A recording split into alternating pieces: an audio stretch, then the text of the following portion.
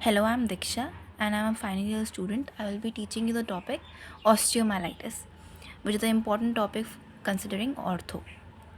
So, osteomyelitis is the infection of the bone and and its marrow. It is frequently observed in children. The most common organism is Staph aureus. The other organisms could be Streptococcus, Pneumococcus, Salmonella, but the most common is Staph aureus. Talking about some anatomy, the most common area of the bone to be affected is the metaphysis of the long bone.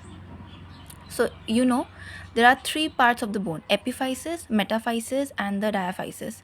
So, the metaphysis is the most common area of the bone to be affected by osteomyelitis. Why so? Because we have a hairpin arrangement of blood vessels in this area.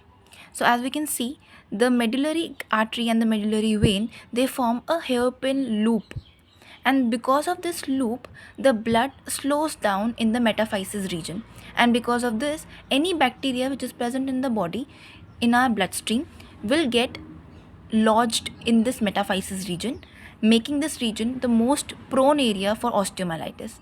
So, as I have written already, the hairpin loop arrangement of the blood vessels lead to the sluggish blood flow in these loops, and the bacteria will settle easily in this area, and that is why the metaphysis becomes the most common area to be affected in osteomyelitis.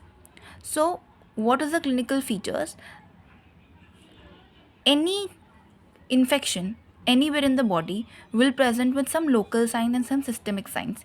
We already know systemic signs, they are similar for every infection, like fever, irritability, dehydration, especially in children.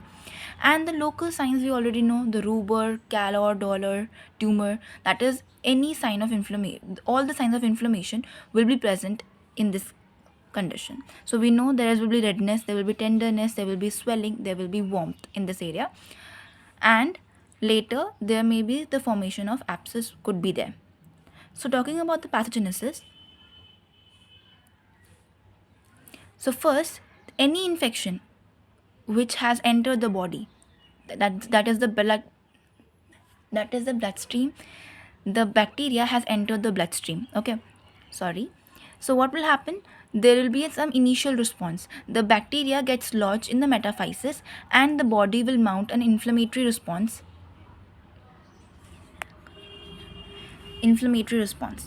So what will happen? There will be formation of pus in the medullary cavity and there will be bone destruction.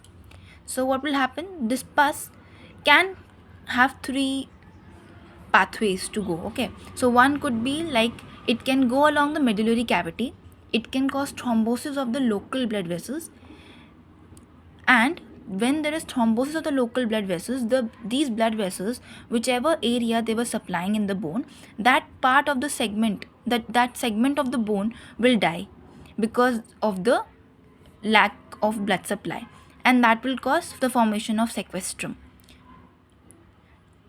It can also go out of the cortex in the subperiosteal space, which can lift the periosteum of the bone, and that will cause a subperiosteal bone formation and later a subperiosteal abscess also. And that can cause, and when this subperiosteal bone gets perforated, the pus can enter into the muscle and the subcutaneous tissue, leading to formation of an abscess.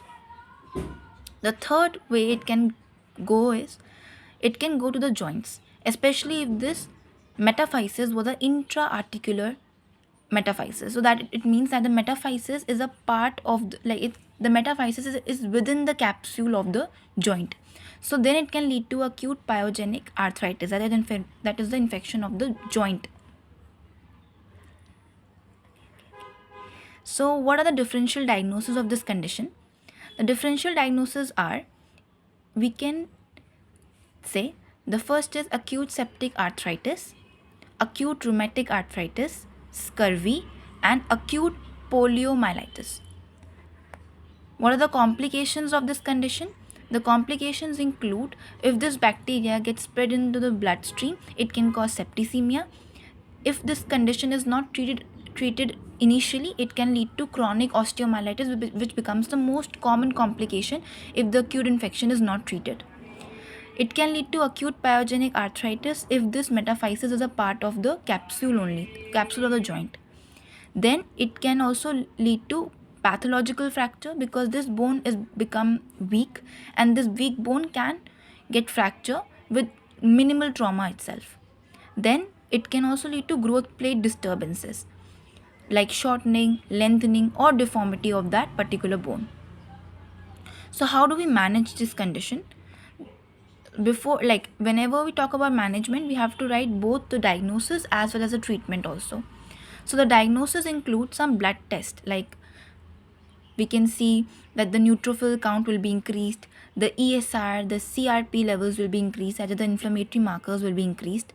The blood culture, especially at the peak of the fever, can tell us about the causative organisms, and we can do some imaging.